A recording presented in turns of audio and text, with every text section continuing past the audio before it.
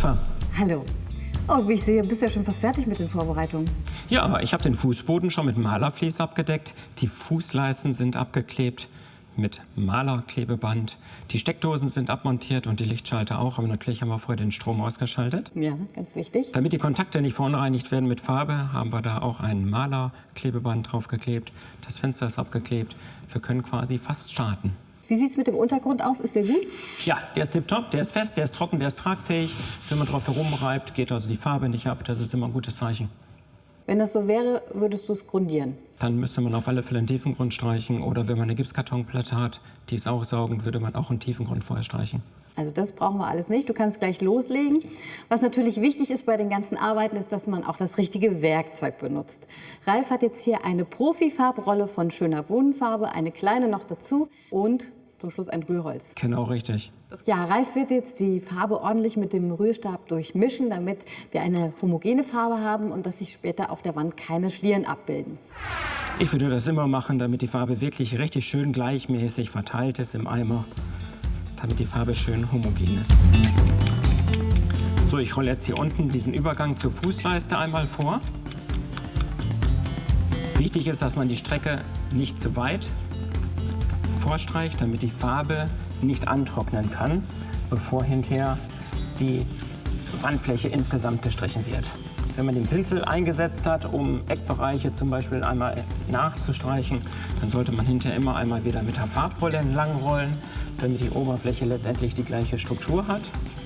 Wenn man die Wand, also beide Wände in diesem Fall, im gleichen Farbton streicht, in Weiß jetzt in diesem Fall zum Beispiel, dann kann man durch die Ecke durchrollen.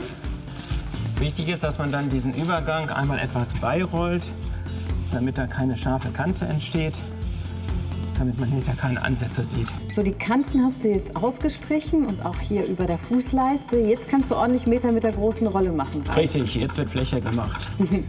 Was ist dabei zu beachten? Die Rolle sollte vorher gut mit Farbe benetzt sein, das heißt am Anfang wirklich gut durchwalken, an dem Abstreifgitter die Rolle abrollen, überschüssiges Farbmaterial wird runtergeholt und die andere Farbe wird auch in den Walzenkern reingepresst durch das Andrücken.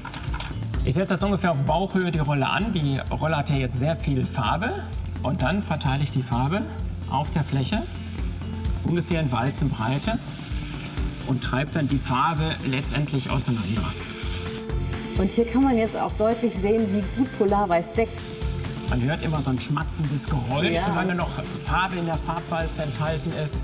Wenn die Farbwalze ganz trocken wird, dann fängt die an zu knistern. Und wenn man so einen Teilbereich fertig gestrichen hat, dann nimmt man die Rolle und arbeitet dann drucklos und rollt jetzt die Farbe in eine Richtung ab.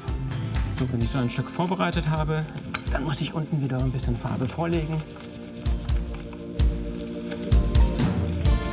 Damit du weiter nass und nass arbeiten kannst, wenn jawohl. jetzt schon angetrocknet ist. Richtig. Und man darf da nicht zu weit vorlegen, damit es hier unten keine Überlappungsbereiche gibt, keine Ansätze.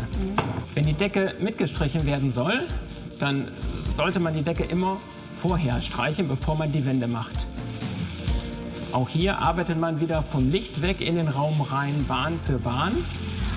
Jetzt können wir das Klebeband abziehen. Und zwar, solange die Farbe noch Nass ist, ganz wichtig.